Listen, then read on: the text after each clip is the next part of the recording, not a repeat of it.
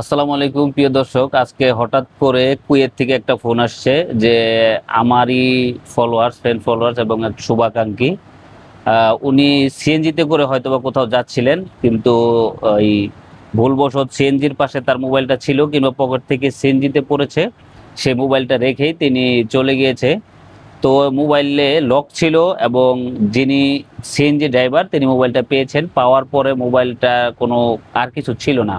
এখন কাভারটা খুলে দেখে একটা কাগজের ভিতরে নাম্বার, আর সেই নাম্বারটাই ছিল আমার নাম্বার। পরে আমার কাছে ফোন আসছে যে ভাই এমন এমন বৃত্তান্ত।